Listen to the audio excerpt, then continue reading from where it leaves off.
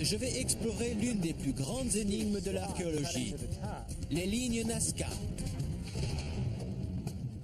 On dit que ces dessins mystérieux du désert péruvien sont la 8e merveille du monde. Par qui ces lignes ont été faites? Et pourquoi? Les lignes Nazca déconcertent toujours les archéologues. Pour les comprendre, je vais sillonner les déserts du Pérou et du sud-ouest des États-Unis.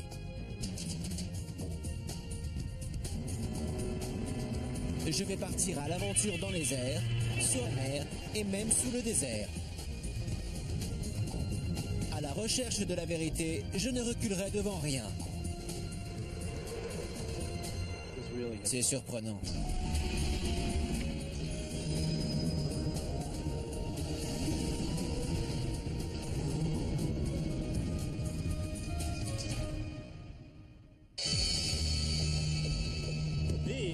Voici le désert du sud du Pérou. C'est l'un des lieux les plus secs et déserts de la Terre.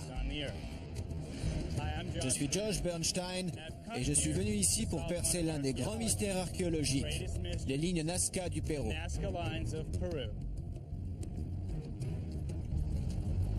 Pendant des siècles, des gens ont traversé les plaines où les Nazca avaient tracé ces lignes. Mais ils n'avaient aucune idée de ce qu'ils voyaient. Ce n'est qu'en 1920, avec l'apparition des premiers avions, que les pilotes furent ébahis par ce qu'ils virent.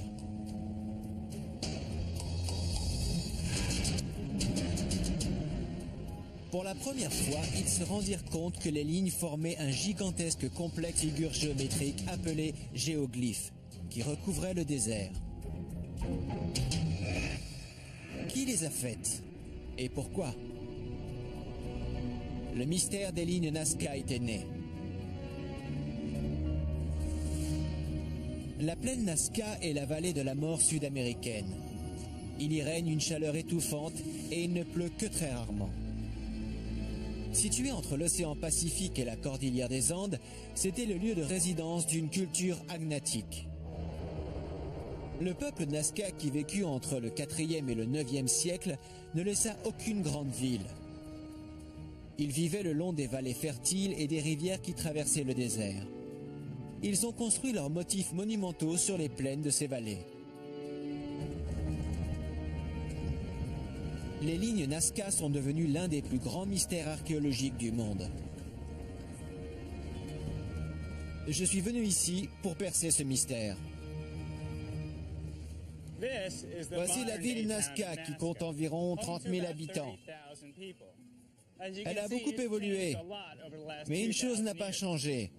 De nombreuses personnes viennent toujours ici pour voir les lignes qui ne sont qu'à quelques kilomètres de la ville. La ville de Nazca est un mélange moderne de marchés, de boutiques artisanales et de cybercafés. C'est une ville agréable.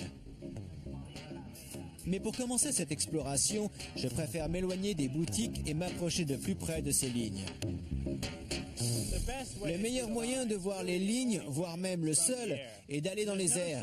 Il y a un tas d'avions confortables, mais je recherche quelque chose d'un peu moins conventionnel et de plus excitant.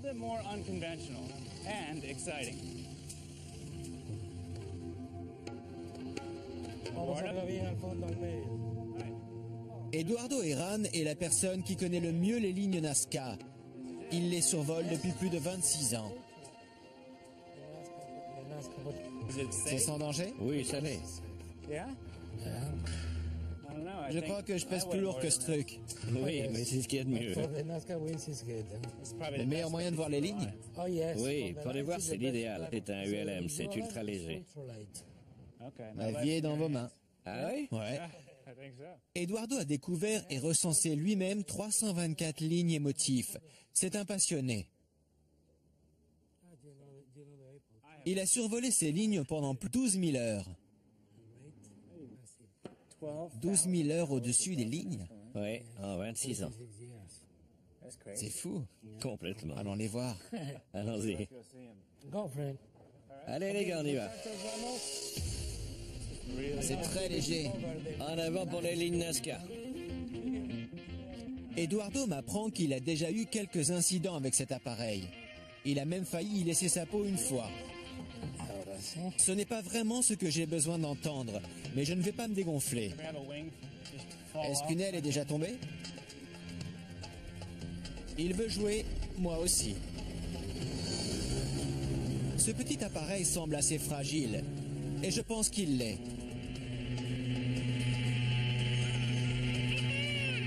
Mais on a réussi à décoller et on s'envole dans les airs.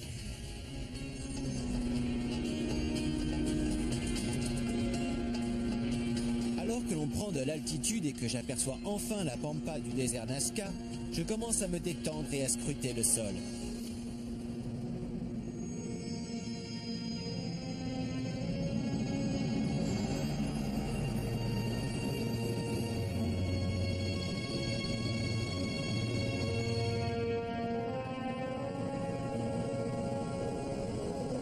Certains disent que ces lignes ont été construites par les extraterrestres.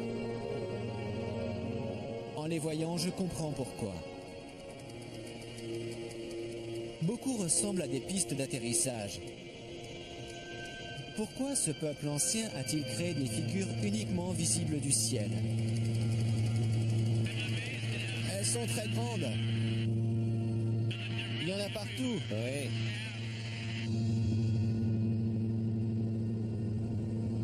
Des centaines de lignes s'entrecroisent dans le désert sur plus de 16 km. Un énorme oiseau fait la taille d'un terrain de football.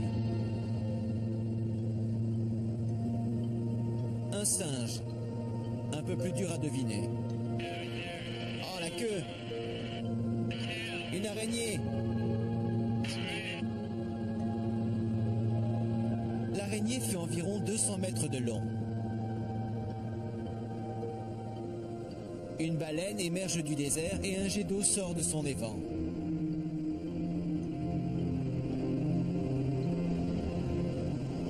Sur la pente d'une colline, j'aperçois une grande figure qui ressemble à un humain. D'autres sont plus difficiles à identifier.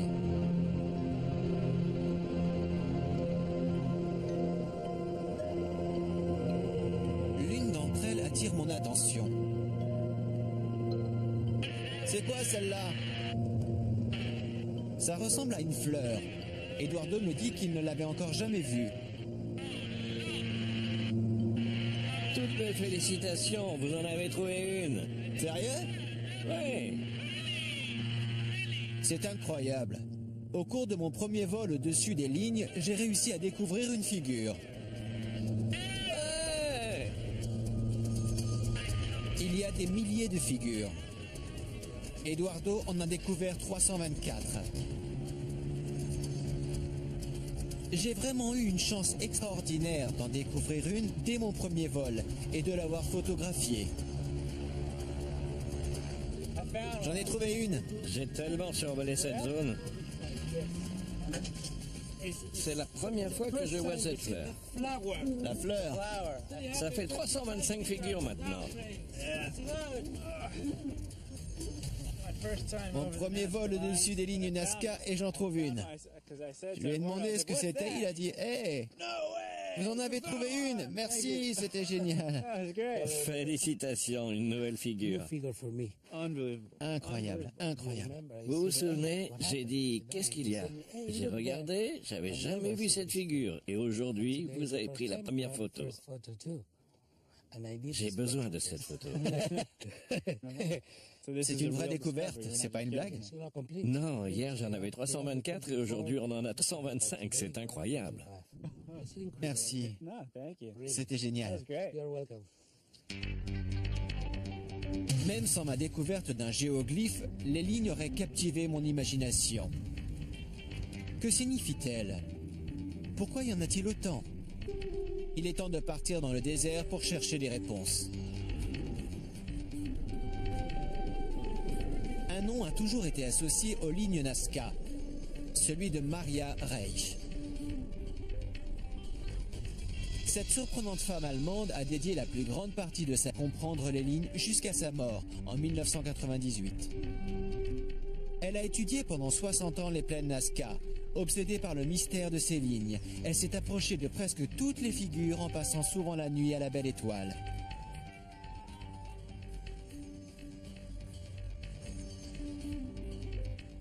Elle était persuadée d'avoir la réponse.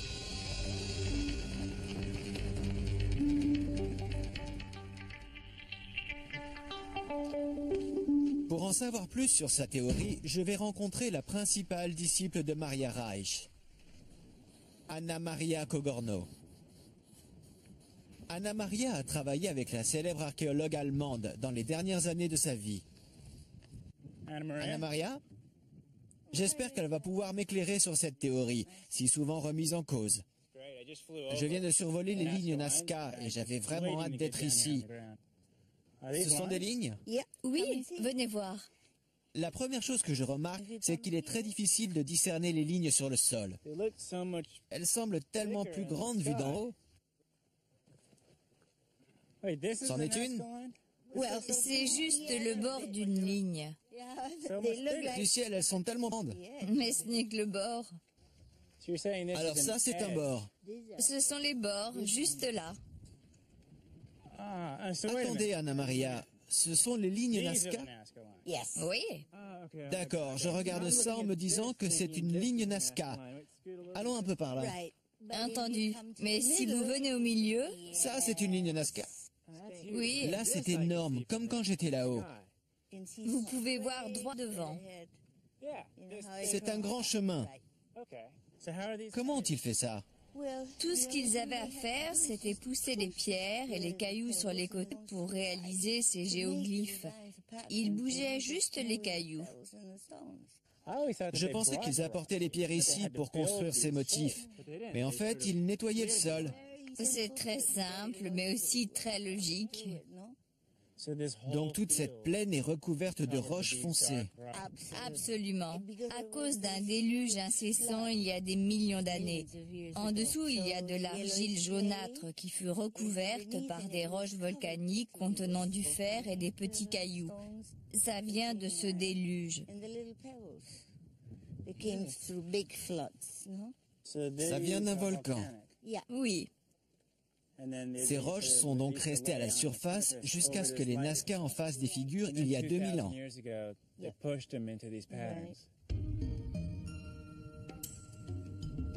Les Nazca avaient donc de grandes compétences en géométrie.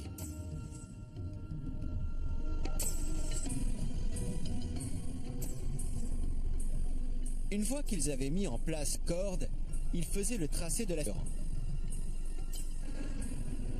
Ensuite, il n'avait qu'à déplacer les pieds. C'est une façon simple et bien pensée de transformer le paysage et de faire un motif monumental. Les archéologues ont calculé que quelques personnes pouvaient réaliser une figure en moins de 48 heures.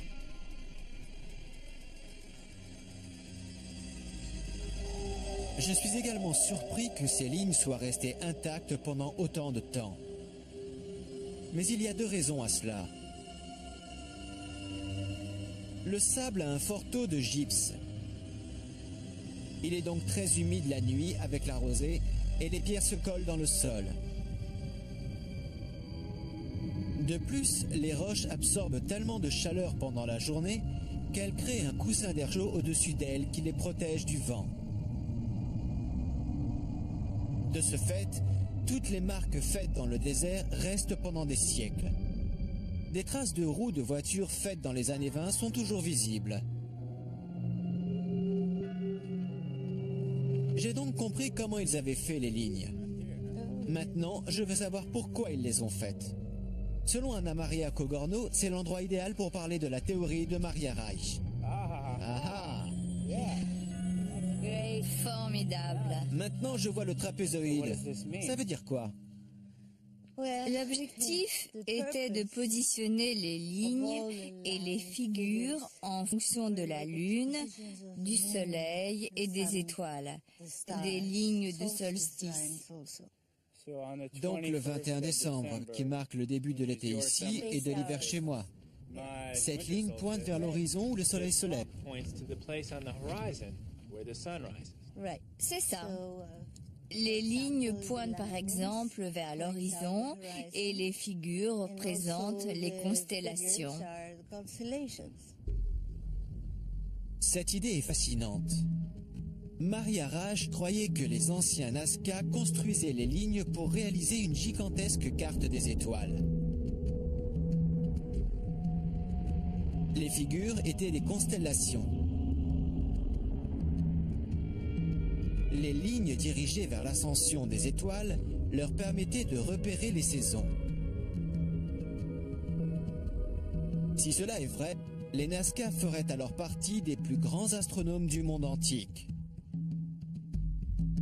Mais il s'avère que la théorie astronomique n'explique pas tout. Ce qu'a dit Anna Maria est très intéressant, mais l'alignement astronomique n'explique 30% des lignes Nazca.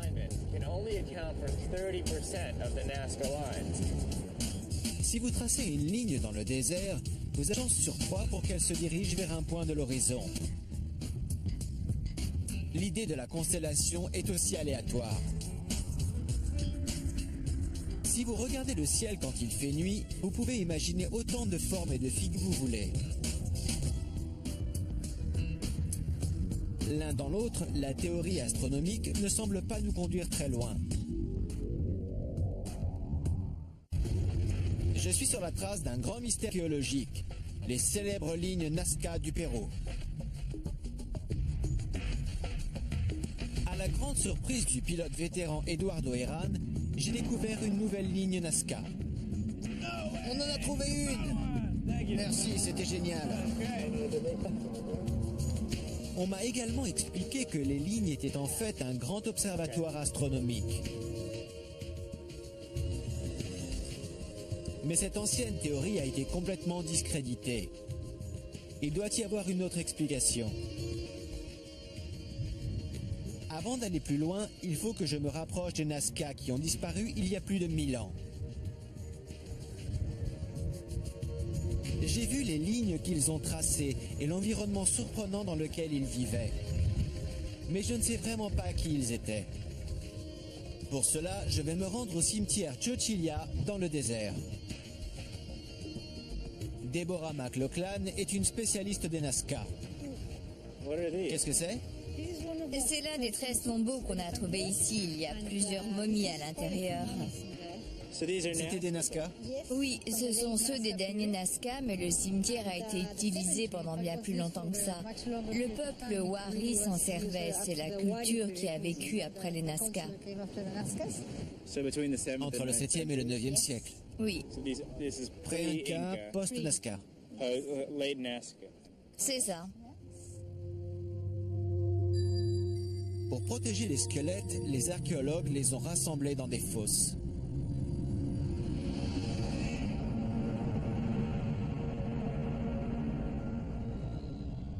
La plupart du temps, les Péruviens antiques enterraient leurs morts en position assise.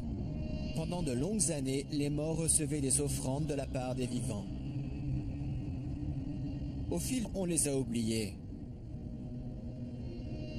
Mais le désert est tellement sec que les momies sont restées quasi intactes.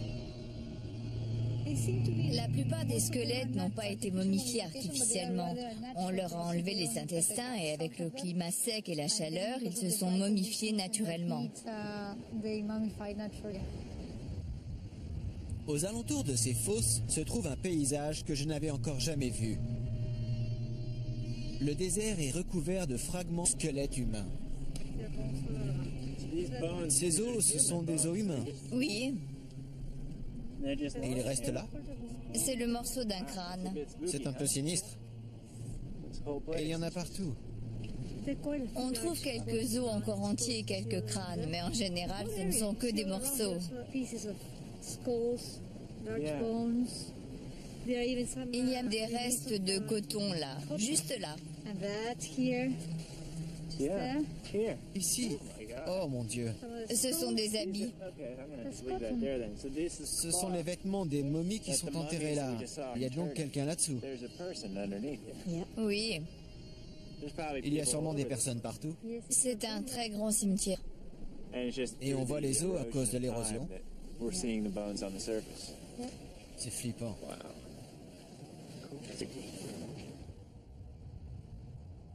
Je voulais me rapprocher des Nazca, mais je ne pensais pas m'en approcher autant.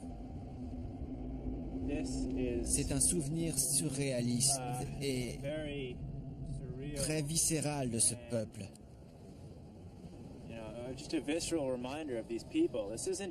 Ça ne concerne plus seulement les lignes. Ces personnes vivaient là et leurs os sont là pour le prouver. Pour moi, c'est très important. Le cimetière Nazca est un site incroyable. Je suis également ébahi de voir à quel point ce désert est aride. Et c'est pour cela que je suis étonné de voir autant d'animaux marins. Une baleine, un poisson, une frégate. Je me demande si la mer détient des réponses sur le mystère des lignes.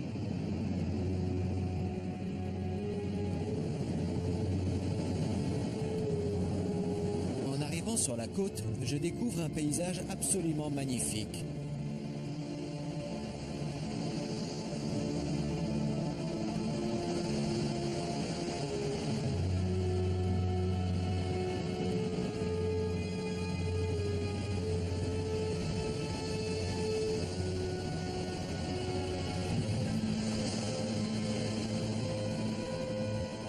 Les mers de cette côte reculée sont très riches.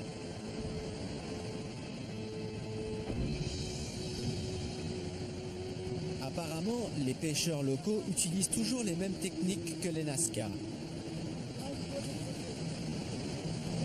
Déborah, je vous ai trouvé. Déborah m'attend sur la plage. C'est superbe, que font-ils ? Ils pêchent en utilisant les techniques traditionnelles dont je vous ai parlé. Ils pêchent de la même manière que leurs ancêtres. Ils ont des flotteurs. Oh, la bouée! C'est exact. Maintenant, ils utilisent une bouée. Mais au temps de Nazca, ils se servaient des pots gonflés des otaries. Vraiment? Oui, ça ressemblait beaucoup aux bouées que vous voyez, sauf que c'était en pot. Ils utilisent des filets, ils sont aussi nombreux qu'à l'époque et pêchent au même endroit. Les matériaux ont changé, mais pas la technique. C'est ça. Une des raisons pour lesquelles je suis là et que je m'intéresse à cette activité, c'est qu'en survolant les géoglyphes, j'ai vu beaucoup de figures marines, comme une baleine. Je ne comprends pas pourquoi des gens qui habitaient dans le désert avaient ces images de la vie aquatique. C'est parce qu'ils vivaient dans ces deux endroits. Ils complétaient l'activité agricole avec l'activité marine. Ils vivaient entre la terre et la mer. Exactement. Imaginez cette scène avec une peau d'otarie, des filets en fibres de plantes, des flotteurs en gourde et des pois. Et sur cette plage, il y aurait beaucoup d'équipages de pêche et non pas un seul. Je tiens là une opportunité de tester les techniques de pêche des Nazca. Attendez, vous pouvez tenir ça? Qu'est-ce que vous faites? Je vais les rejoindre. Vraiment? Oui, à tout à l'heure.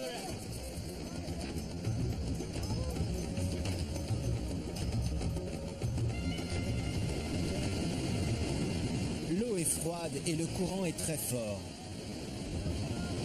Pour faire ça, tous les jours, les pêcheurs Nazca devaient être très forts et déterminés.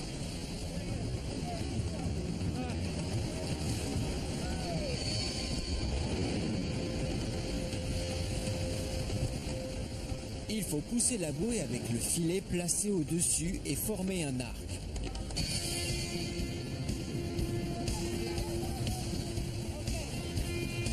Une fois que l'arc est passe et que l'extrémité du filet est au bord de l'eau, il faut tirer pour ramener le filet.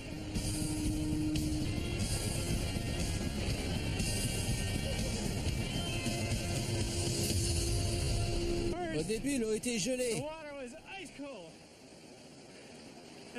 Et après avoir nagé si dur à contre-courant, on est fatigué et on sent plus le froid. Je pense qu'ils ont été surpris que je les rejoigne. Ils n'ont pas vraiment compris pourquoi je l'ai fait. Je ne suis pas sûr, mais je pense qu'ils ont un plan. Chacun à sa place. Je pense qu'ils ont tout oublié, qu'ils se disaient Ce gars est dans l'eau avec nous? Pourquoi il est habillé? On doit ramener le filet pour voir si on a attrapé quelque chose.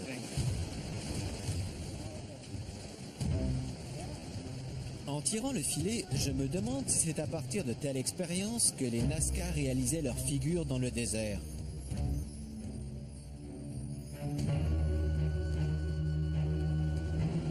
Cette côte est toujours peuplée par les créatures marines dessinées dans les lignes.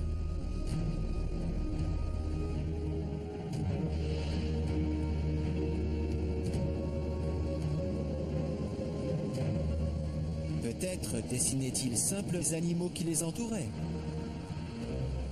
Mais alors, pourquoi un singe? Les singes les plus proches se trouvent de l'autre côté de la cordillère des Andes, dans la jungle amazonienne. Les réponses ne sont pas faciles à trouver, mais une autre théorie implique l'eau. Pas la mer, mais l'eau qui irrigue les champs. La ressource la plus précieuse se trouve dans le désert. Qui a réalisé célèbre ligne Nazca et pourquoi? Plus je cherche, mystère s'agrandit. J'ai déjà creusé la toute première théorie selon laquelle les lignes formaient une carte astronomique.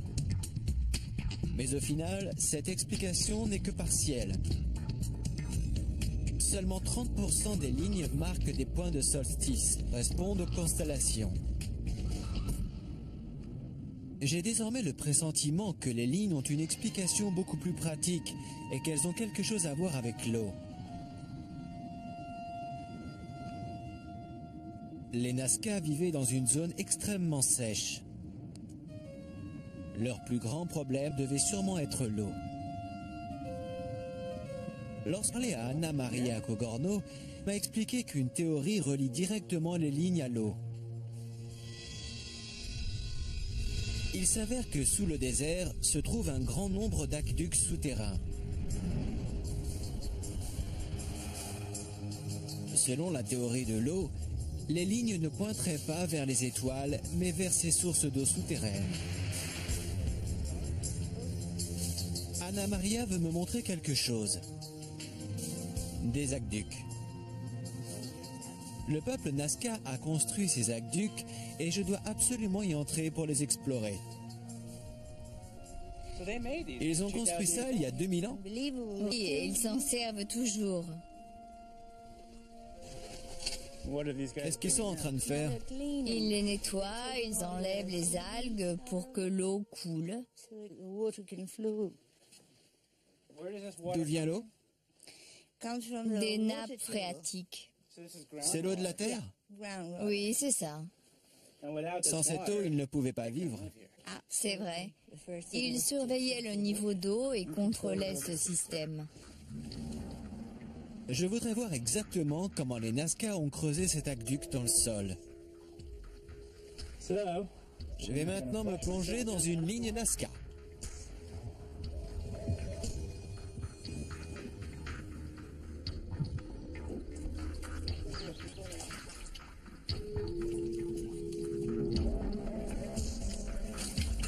Je vais voir où ça va.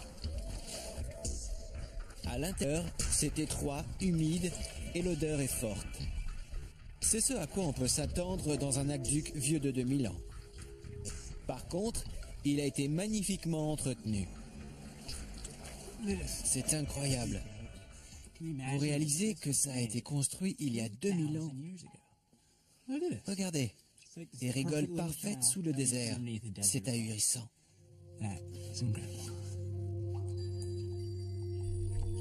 Je comprends ensuite pourquoi cet aqueduc est si bien conservé. Après avoir parcouru plusieurs mètres, je rencontre un homme qui coupe la mousse et les algues qui ont poussé depuis le dernier nettoyage. Il prépare l'aqueduc pour les pluies qui le rempliront dans quelques semaines. C'est incroyable de se dire que ces aqueducs ont pu être préservés pendant 2 millénaires.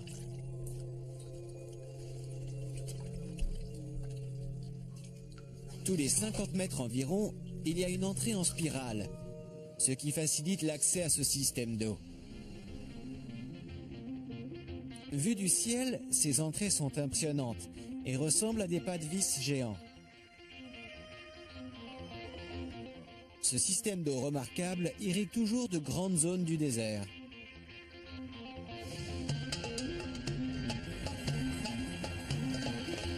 L'eau est une ressource précieuse dans ce paysage desséché. Les quelques rivières génèrent des oasis de végétation, mais sont sèches pendant la majeure partie de l'année. Contrairement aux oasis, les aqueducs remplis avec l'eau des montagnes ne s'assèchent jamais. Selon la théorie de l'eau, les lignes indiquent les sources d'eau souterraines. Les aqueducs permettaient aux Nazca de profiter de cette eau.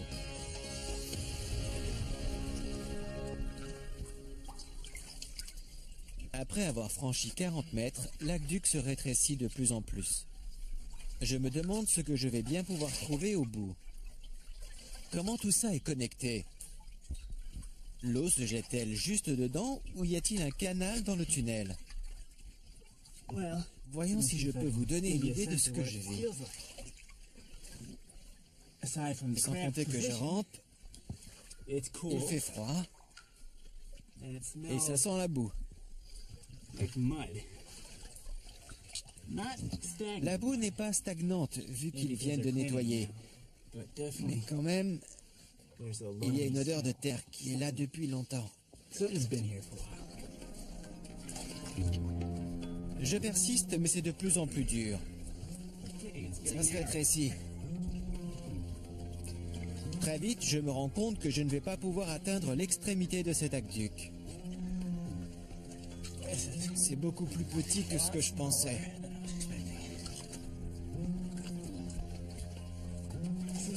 C'est la partie la plus serrée. Si proche. Vu que l'aqueduc se rétrécit de plus en plus, je n'ai pas d'autre choix que de remonter à la prochaine sortie. Je suis presque arrivé.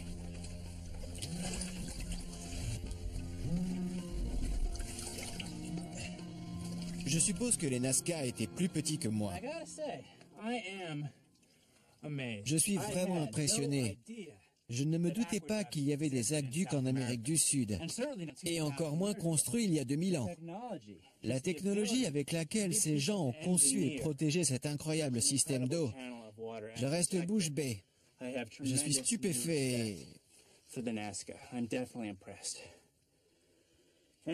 Il faut que je me douche.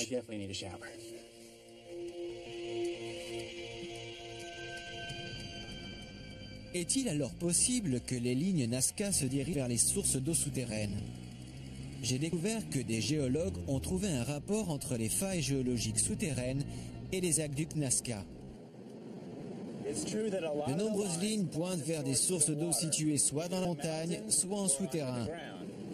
Mais comme pour la théorie des étoiles, seulement 30 des lignes ont un lien avec l'eau. Ce lien entre les lignes et l'eau ne signifie pas énormément de choses. Je ne suis pas très proche d'une théorie convaincante sur le sens des lignes. Il faut que j'élargisse mes recherches. Le problème est que toutes les théories sur les Nazca ne sont que des hypothèses. On sait comment ils ont fait les lignes, mais pas pourquoi.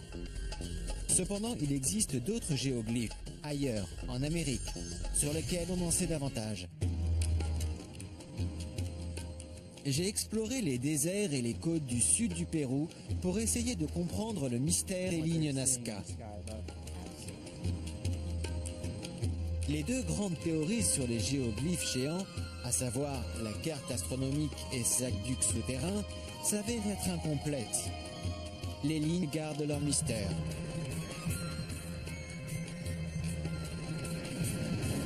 J'ai donc décidé d'élargir mes recherches et d'explorer d'autres géoglyphes qui m'éclaireront peut-être sur les lignes Nazca. Pour cela, je me rends dans le sud de la Californie, où les Nord-Américains qui vivaient le long du fleuve Colorado ont également réalisé des géoglyphes. Ils leur ont donné le nom italien intaglio, les sculptures.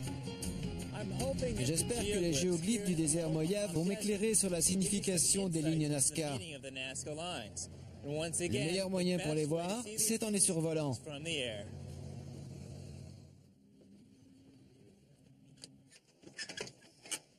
Joe? Joe Shebley. Josh. Enchanté. Enchanté. Vous voulez voir les intaglios, c'est ça? Oui. Je sais où elles sont.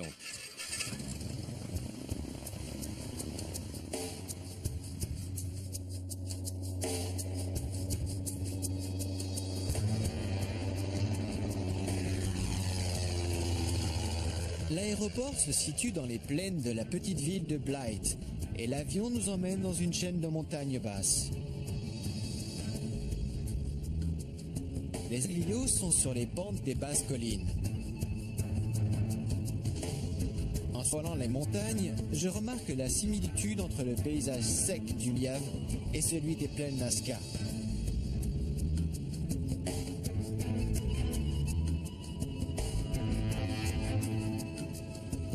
J'aperçois enfin des intaglios en dessous. Ils sont beaucoup plus que les lignes Nazca et parfois difficiles à repérer. Le premier que je vous présente, un être humain faisant un signe. Les autres ne sont pas très loin.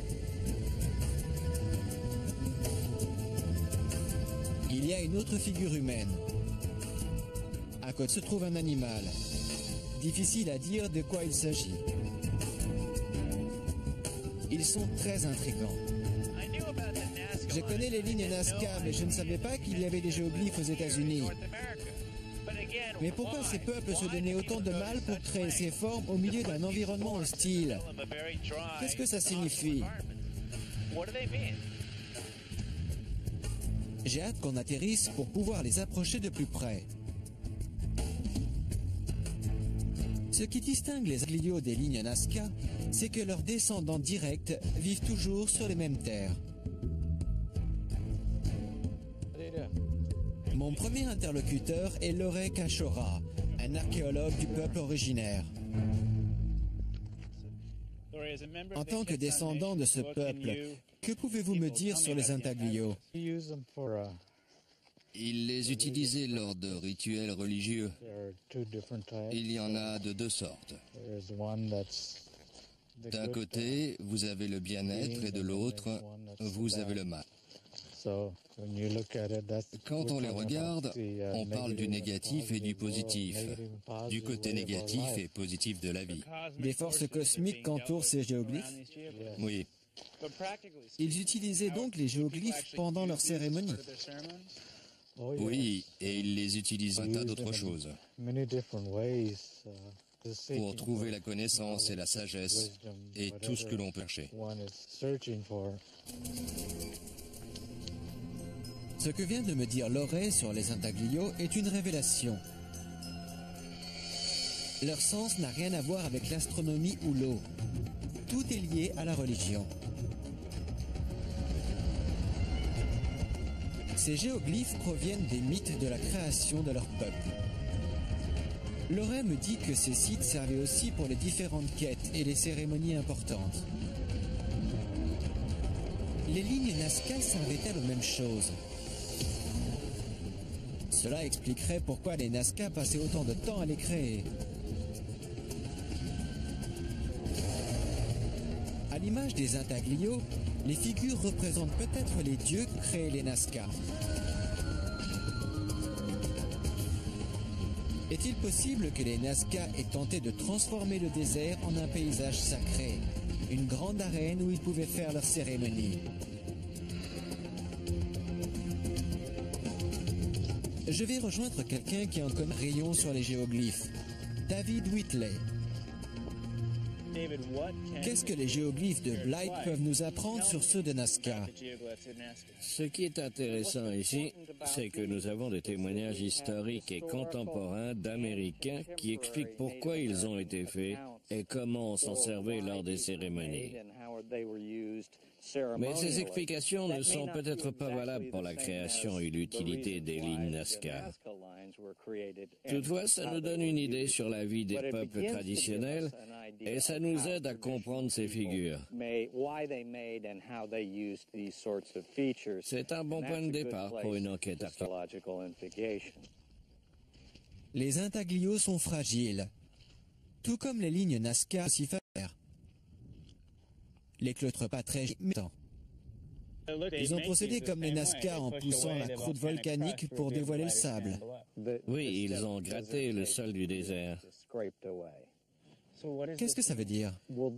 En fait, ce géoglyphe est le dieu créateur, Mustamo, et nous sommes dans un lieu mythique, un endroit où il a fait quelque chose d'important dans l'histoire de la création. Les eaux du fleuve Colorado montaient dangereusement et il a arrêté les inondations en levant et en baissant 4 fois les bras. Ainsi, l'eau s'est stoppée et il a sauvé les habitants. Ils ont immortalisé cette histoire dans le sol. C'est ça. Et il y en a d'autres, un peu plus loin? Oui, et il y en a d'autres qui sont également liés à cet événement mythique. Comment utilisaient-ils ces géoglyphes lors de leur cérémonie?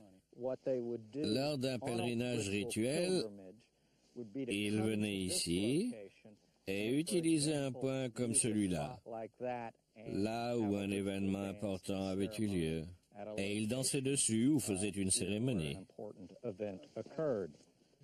Ce petit cercle de sable était donc nettoyé et ensuite ils y faisaient une cérémonie. Oui, une danse.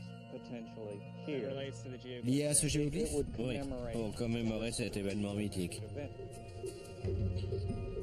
Loré et David m'ont fait entrer dans une nouvelle dimension dans ma compréhension de ces grands géoglyphes.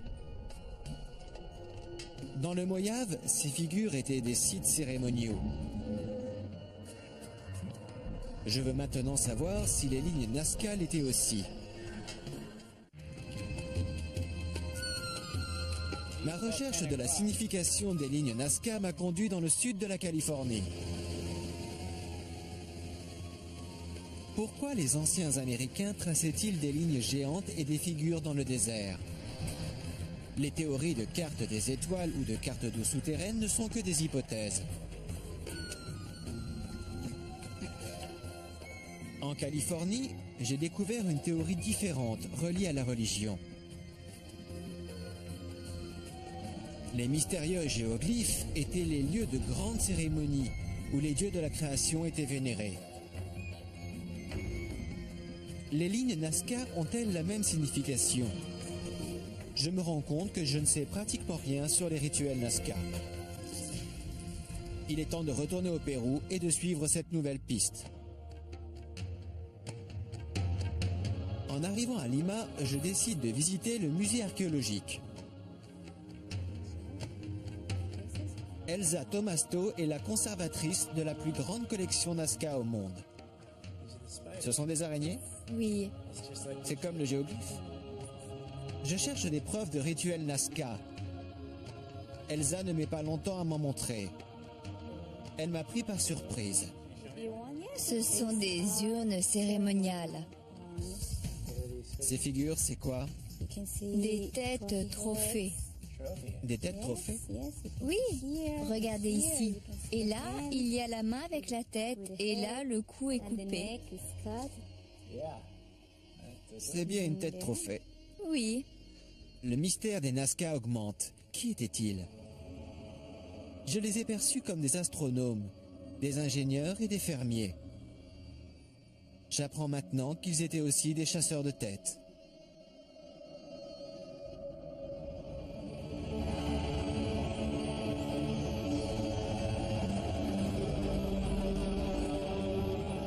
Je savais que les Incas qui ont dominé cette zone 500 ans après les Nazca décapitaient leurs ennemis et gardaient leur tête en trophée. Ils les utilisaient même pour boire. Et là, je découvre que les Nazca faisaient la même chose. Dans une autre pièce du musée, Elsa me montre une autre preuve macabre. C'est une momie trophée? Oui, Quelle était son utilité? sûrement cérémonial. C'était une tête trophée, mais on ne sait pas s'il y avait une guerre autour de ça.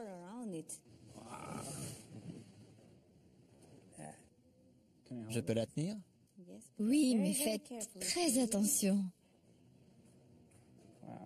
J'ai déjà vu des momies, mais jamais juste une tête. Ça fait bizarre sans le corps. Il n'y a que la tête. C'est étrange, vraiment étrange. Ce crâne a une forme inhabituelle. Pourquoi est-il comme ça? C'est une déformation.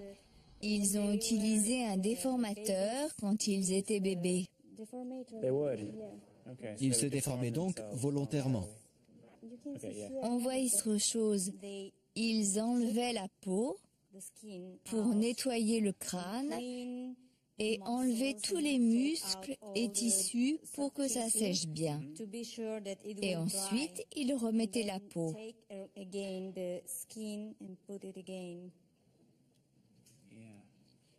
Ils l'utilisaient ensuite pour le pendre.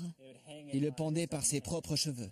Oui, parfois par leurs cheveux, parfois avec du coton. Ce n'est pas toujours pareil. À quoi servait ce rituel?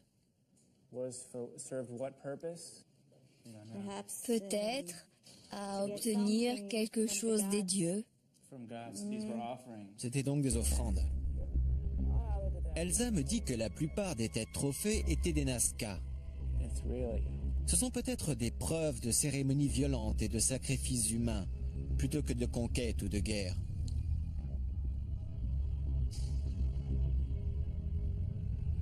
Qu'est-ce qu'il se passait sur ces lignes? En passant à côté des milliers de crânes des Nazca, je m'interroge sur ce qu'ils ont vécu avant de mourir. Il faut que je retourne à Nazca quelques questions. J'ai entendu parler d'une fouille qui a découvert de nouveaux indices de rituels. Kawashi se trouve au bord de la Pampa, à quelques kilomètres des lignes Nazca. Ruben Garcia est un archéologue et le directeur régional de la zone Nazca. Kawachi est le principal centre cérémonial de la nation Nazca. C'était un lieu de pèlerinage où tous les Nazca venaient pour faire des offrandes, des sacrifices et festoyer. Kawashi est la Mecque ou le Jérusalem des Nazca. Oui, c'est ça. Situé à côté d'une source d'eau au bord du désert, Kawashi est un grand domaine. C'était le plus grand lieu de pèlerinage Nazca. Une quarantaine de pyramides sont toujours enfouies sous le sable. Il y a également beaucoup de lignes qui mènent à ce lieu. Les preuves de Kawashi et les comparaisons avec le mode de vie actuel des peuples des Andes et de leurs rituels ont convaincu les archéologues de la signification religieuse des lignes.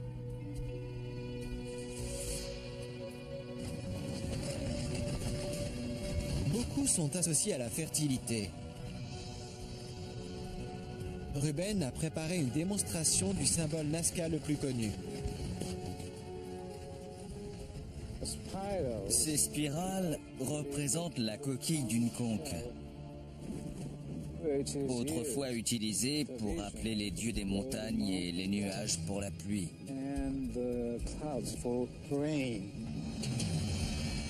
Les pièces du puzzle s'assemblent enfin.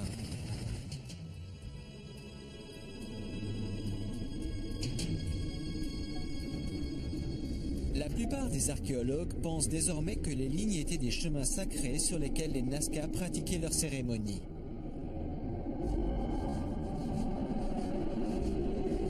Les figures représentent des esprits créateurs et les dieux qui contrôlent les forces de la nature. Les Nazca ont transformé leur désert en un vaste hôtel dédié aux dieux de la création. Tout le monde pense que les lignes ont été créées pour que l'on marche dessus pendant les rituels. Ils dansaient et chantaient peut-être et jouaient des instruments de musique pour appeler les dieux. Les Nazca ont fait d'aussi grands géoglyphes, voulaient que les dieux les regardent et sachent qu'ils ne les... Sur les lignes, ils faisaient offrande à tous les... Ces offrandes, selon Ruben, il n'y a aucune preuve de violence sur les lignes. Mais il sait qu'il reste énormément de choses à découvrir sur les Nazca. Qui sait quelles théories sur ces mystérieuses lignes Nazca émergeront dans le futur?